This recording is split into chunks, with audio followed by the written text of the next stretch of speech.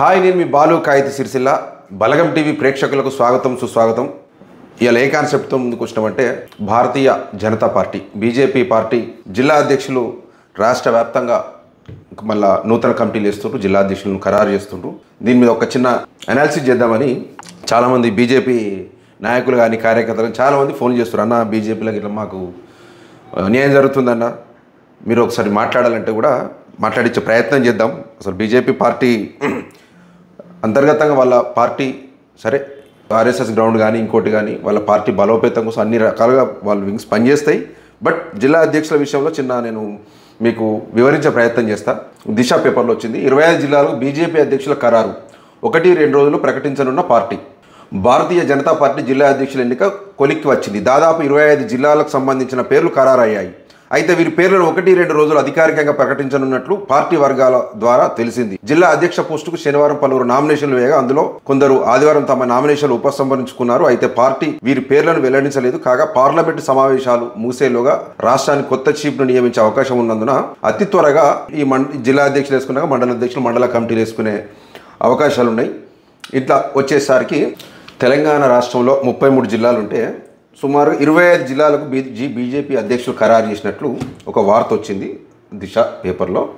ఇలా ఏ జిల్లాకు ఎవరు అని చెప్పేసి మనం ఒక వార్త చూసుకోవచ్చు. ఇందులో సిరిసిల్లకు వచ్చేవరకు మధుకర్ అంటే ఈయన వేములవాడ నియోజకవర్గం మేడిపల్లి మండలానికి చెందిన వ్యక్తి మధుకర్ గారు. ఏబీవీపీలో కూడా చాలా రోజులు సీనియరే పనిచేస్తుండు. బండి సంజయ్ గారికి దగ్గర అని చెప్పి నాకు తెలిసింది. సరే, ఏదేమైనప్పటికీ రాజన్న సిరిసిల్ల జిల్లాలో బీజేపీ పార్టీకి ఒకసారి వచ్చిన ఓట్లు కూడా మీకు చూపించే ప్రయత్నం చేస్తాను.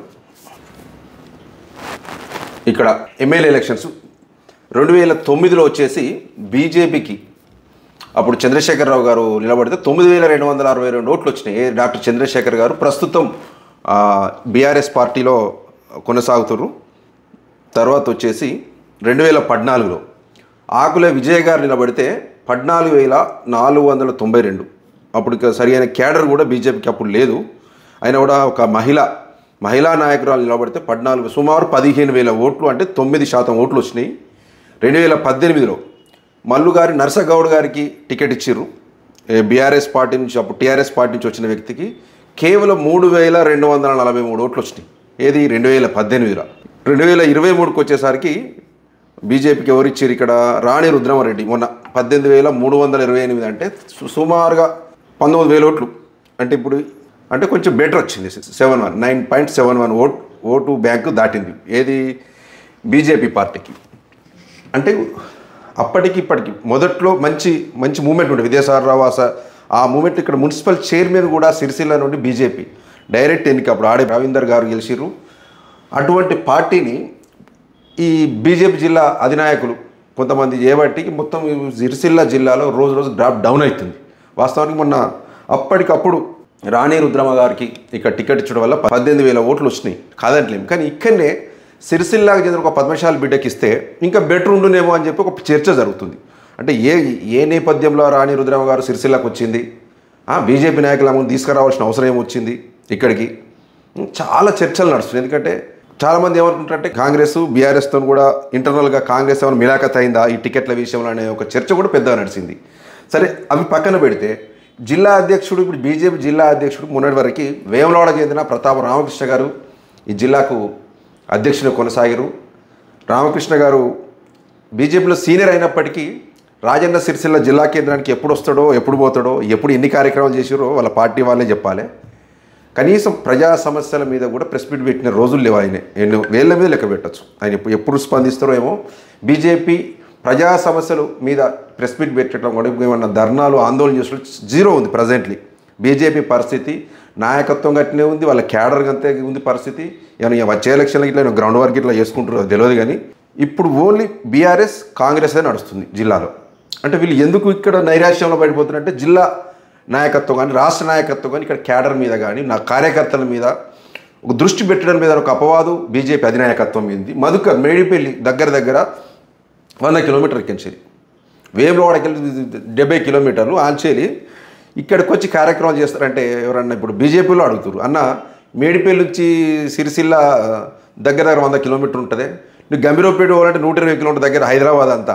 ఆయన జగిత్యాల జిల్లాకు ప్రధాన కార్యదర్శి ఏమో సంథింగ్ చేస్తుండట బీజేపీ కార్యవర్గంలో.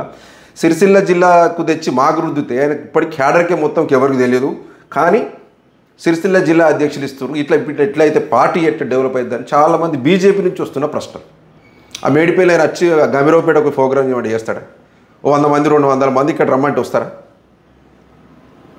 అంటే బండి సంజయ్ గారికి ఎవరి దగ్గర ఉంటే వారికి ఒక పదవి అప్ప చెప్పాలి, కూర్చోబెట్టాలి. పని చేయకపోతే సిరిసిల్లాలో బీజేపీ పార్టీ ఎట్లా అసలు ఏదో గాలిలో ఓట్లు పడుతుంది. సిరిసిల్లాలో బీజేపీ మీద ప్రేమతో ఎవ్వరు ఓట్లు వేయడం లేదు. ప్రజలైతే ఏదో మోడీ పుణ్యాన ఆ మోడీ మీద ఉన్న గౌరవంతో ఆ దేశంలో కూడా ఆ కాంగ్రెస్ మీద చక్కగా నమ్మకం లేక అంతో బీజేపీ ఉంటే దేశానికి మేలు జరుగుతుంది, రక్షణ ఉంటుందన్న ఫీలింగ్తో చాలామంది పార్టీలకు సంబంధం లేకుండా పార్టీలకు అతీతంగా మోడీ గారికి ఓట్లు వేస్తారు.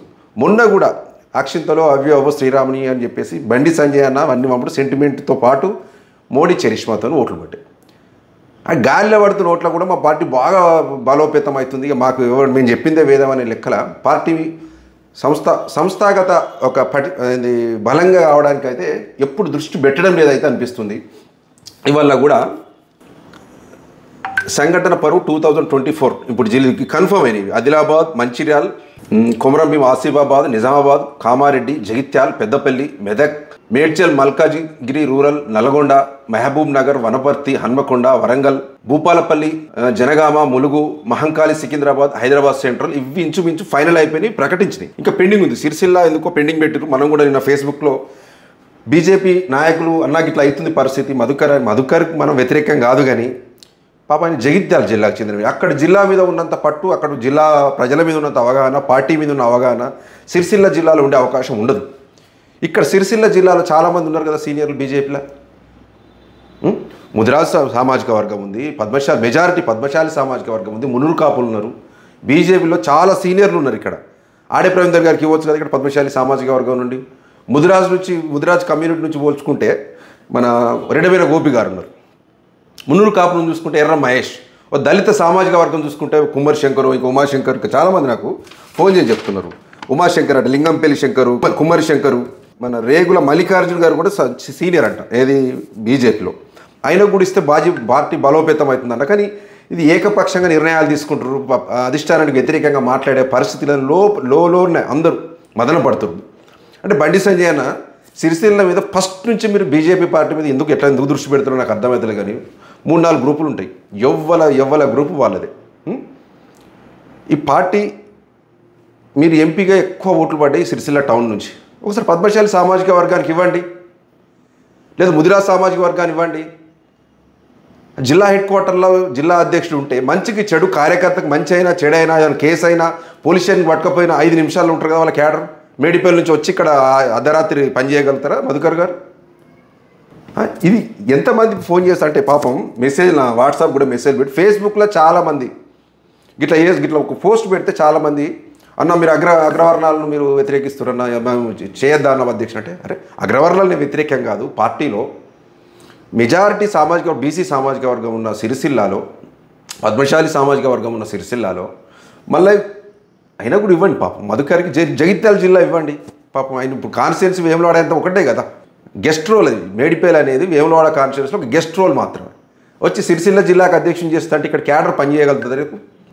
చాలా ఇబ్బందికరం కదా.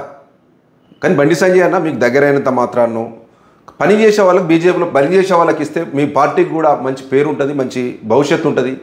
10 సంవత్సరాలు బీఆర్ఎస్ పార్టీకి అవకాశం ఇచ్చారు ప్రజలు, 10 ఏళ్ల తర్వాత కాంగ్రెస్కి అవకాశం ఇచ్చారు. మీ తప్పిదాల వల్ల, బీజేపీ తప్పిదాల వల్ల మళ్ళీ కాంగ్రెస్ అధికారంలోకి వచ్చింది. ఈ 2 పార్టీల నుంచి ఒకసారి బీజేపీని చూస్తామని భవిష్యత్తులో ప్రజలు అనుకోవచ్చు కదా.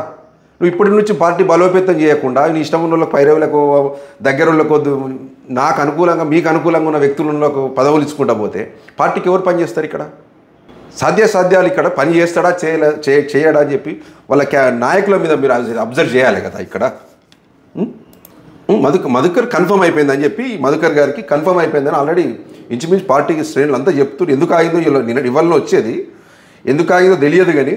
కానీ బీజేపీ పార్టీ మళ్ళీ ప్రజలకు పోవాలన్నా, కొంచెం మీకు మళ్ళీ మెరుగైన ఓటు బ్యాంకు పెరగాలన్నా, భవిష్యత్తులో ఇంకా మంచి ఓ స్టెప్ ఇంకా పైకి ఎదగాలన్నా మాత్రం సిరిసిల్ల జిల్లా వాసులకే ఈ జిల్లా వాసులకు మాత్రం జిల్లా అధ్యక్షుడు పదవి ఇస్తే బీజేపీ పార్టీ ఇంకా ముందుకు పోయే అవకాశాలు ఉంటుంది.